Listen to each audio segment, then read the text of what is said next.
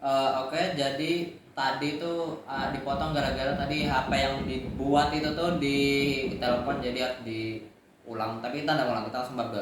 Jadi bab 2 ini apa? Bab 2 ini itu tentang teori-teori kuantum, mekanisme kuantum, tapi mereka itu tuh direpresentasikan dengan partikel slash gelombang cahaya. Namun dari sumber-sumber yang lain yang saya baca di internet itu tuh mereka nggak pakai cahaya, mereka pakai elektron ya. Jadi dari kedua benda ini saya memutuskan bahwa elektron lebih bagus karena elektron itu tuh ada muter-muternya, ada berat, ada ya gitu semacamnya. Ya. Jadi bab 2 ini lebih seperti orangnya tuh ngelist tentang teori-teori kuantum. Ya, jadi mungkin saya akan kasih tahu sesuatu pertama. Jadi kuantum, apa itu kuantum? Kuantum itu sebenarnya dibuat oleh penafsiran itu dibuat oleh seseorang bernama Max Planck, yang dimana sama juga orang yang mengikuti conveyor solve dan juga menyelesaikan rumus yang apa yang nanti disebut sebagai bencana ultraviolet ya, tentang tadi tuh yang panas tak terhingga tapi ternyata salah, yang panas tuh mengecil lagi ya itu. Jadi orang ini adalah bayangkan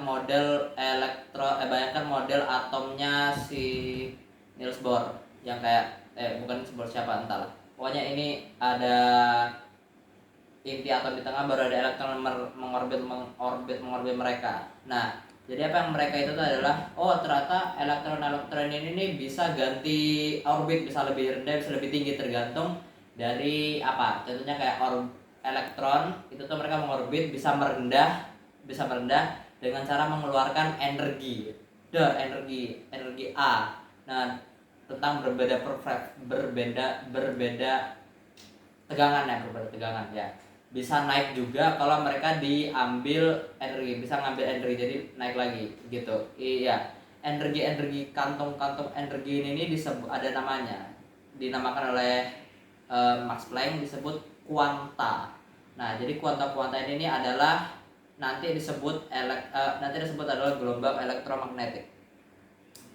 Ini ada di buku. Saya sekarang ada suatu pembahasan yang lumayan bagus ada di dalam buku, tapi saya kasih tahu aja. Jadi apa itu elektromagnetik dan apa itu gelombang elektromagnetik dan perbedaannya dengan gelombang biasa. Jadi gelombang biasa itu tuh ya gelombang, tapi mereka butuh medium. Kayak misalnya suara ini sebenarnya kan bukan apa-apa, bukan benda, tapi adalah pergerakan udara.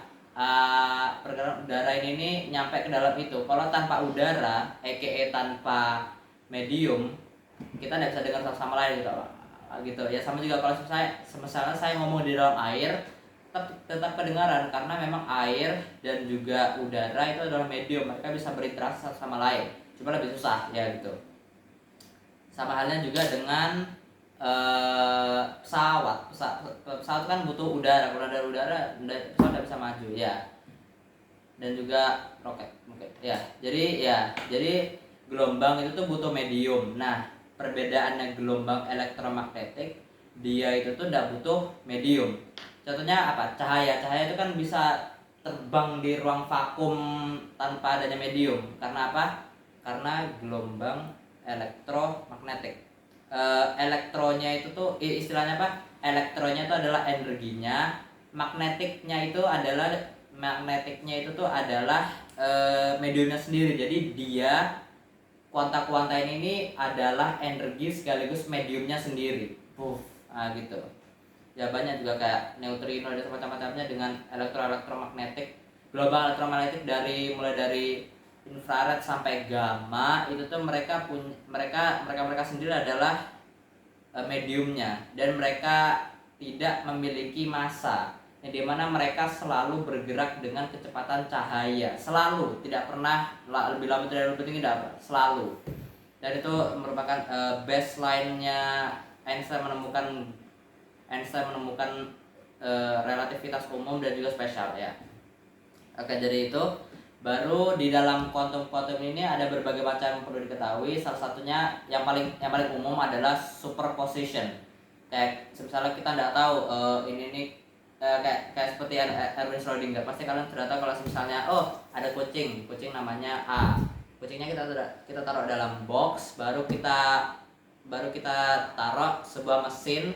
Intinya mesinnya adalah dia tuh mendetek apakah atom ini nih mengurai atau tidak, karena di dalam mekanika kuantum itu tuh atom tuh bisa iya atau tidak, iya tidak kan. Jadi iya tidak dihubungkan ke dalam racun, baru kita taruh di dalam box, kita pergi. Si benda ini memang iya ndak, tapi kucingnya juga berarti kucingnya mati dan tidak mati at the same time, yaitu Erwin Schrödinger ya. Iya, rumus Erwin Schrödinger. Jadi ya seperti itu, kayak di dalam fisika kuantuman ini kita tidak tahu apakah ini atas bawah depan belakang dikit kita tidak tahu ketika kita nggak tahu, tapi setelah kita observasi, setelah kita data, kita tahu. Jadi kalau kita nggak tahu, kayak misalnya apa ya? Misalnya kayak gini nah. Gara-gara kayaknya dadu. Kita bukan dadu, kayak sebentar gasing kita putar, muter.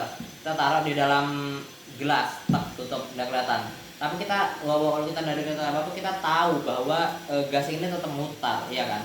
Tapi beda halnya dengan kayak di partikel kuantum-kuantuman. Kita nggak tahu ini apakah atom ini berputar atas bawah dan nggak tahu, sampai kita lihat dan kita ternyata dia atas. Nah gitu.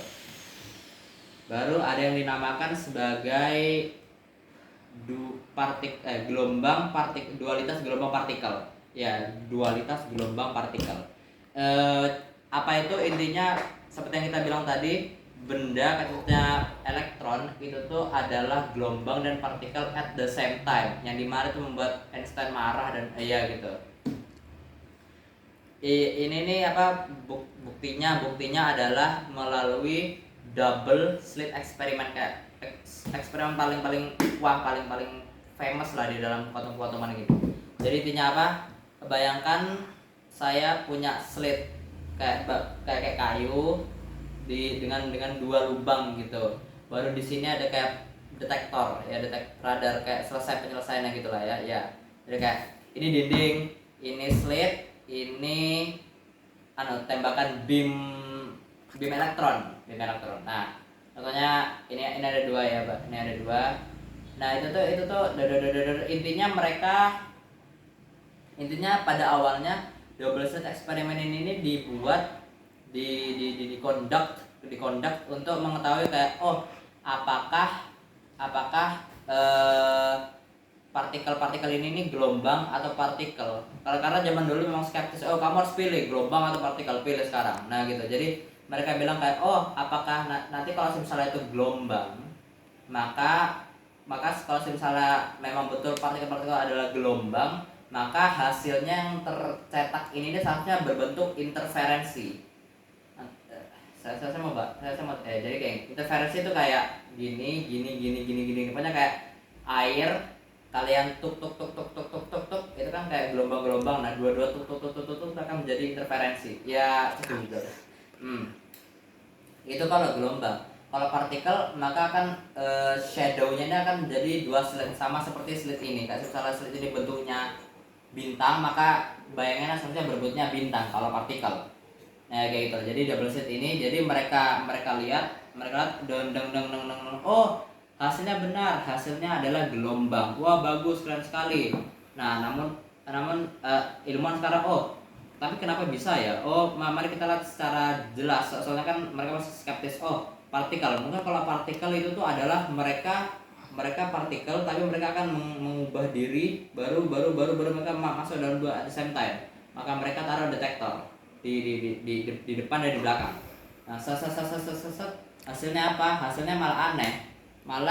Hasilnya ini bukan interferensi, tapi malah menjadi double slit. Kan aneh. Ini padahal tadi yang di awal tanpa detektor itu menghasilkan ini gelombang, tapi kalau dikasih detektor menghasilkan ini jadi partikel. Kok aneh?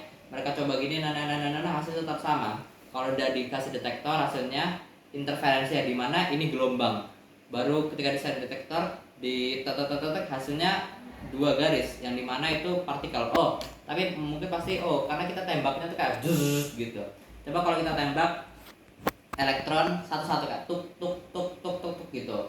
Baru aja juga sama tetap sama baru tuh ini nih gini berarti, dan itu akhirnya terlahirlah dualitas gelombang partikel itu 2.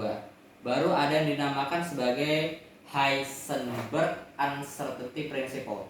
Apa intinya? Intinya adalah kita tidak tahu benda ini apa, kita benda A kayak elektron kita tidak tahu di mana kecepatannya, tempatnya at the same time. Maksudnya apa? Kayak misalnya mobil bergerak dengan kecepatan 10 km per jam, ya kan? Berarti kecepatannya itu. Berarti kalau dihitung waktunya 2, kayak misalnya kita waktu tunggu 2 jam, maka di mana letaknya? Pasti 200 km ke sana. Ya itu sudah jelas. Namun kalau di dalam kuantum ini beda. Kita tuh tidak bisa mengetahui kita bisa mengetahui kecepatan dan juga tempatnya. Harus pilih salah satu, tidak bisa dua-duanya. Yang paling maksimal adalah 50-50. Kayak misalnya kita foto foto kayak misalnya atom ini ada di jarak ini, koordinat ini dapat. Tapi kita tidak tahu kecepatan karena cuma foto doang. Nah, kalau kita kecepatan kalau kita hitung kecepatan semakin dekat semakin kecepatan segini kita entah mengapa kita tidak tahu nanti posisi terakhirnya ended up di mana bahasa Inggris itu ya, ended di mana. Jadi itu dia Heisenberg Uncertainty Principle. Baru sebenarnya ada yang keempat yang namanya quantum entanglement, tapi saya sudah ngomongan tadi ya, jadi ya sudah. Baru habis itu baru habis itu ada kan seperti yang dia bilang tentang double slit eksperimen, itu kan menghasilkan 2 benda yang berbeda.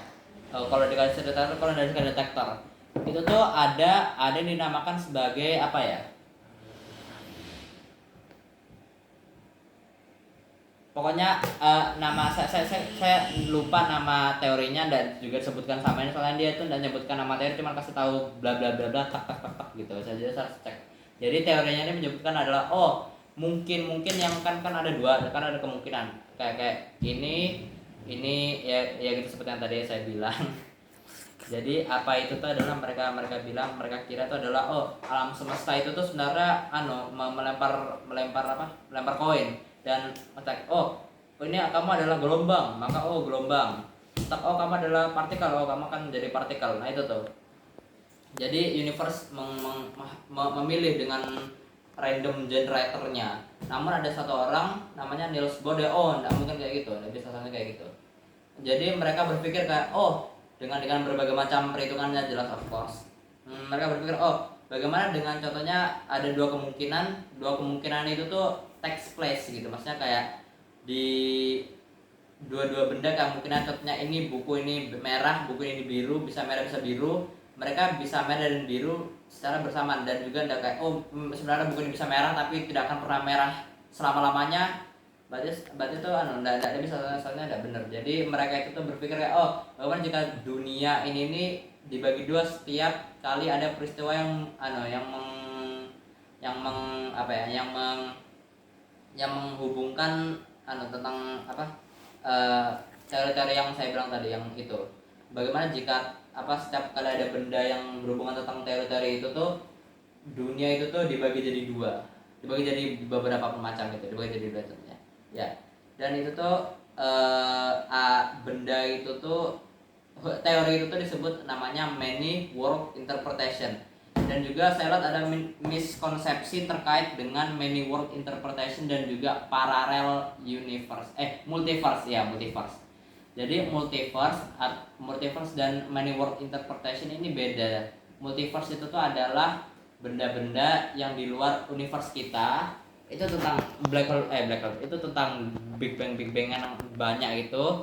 berbeda sekali dengan many world interpretation atau parallel universe, itu beda sekali ya gitu.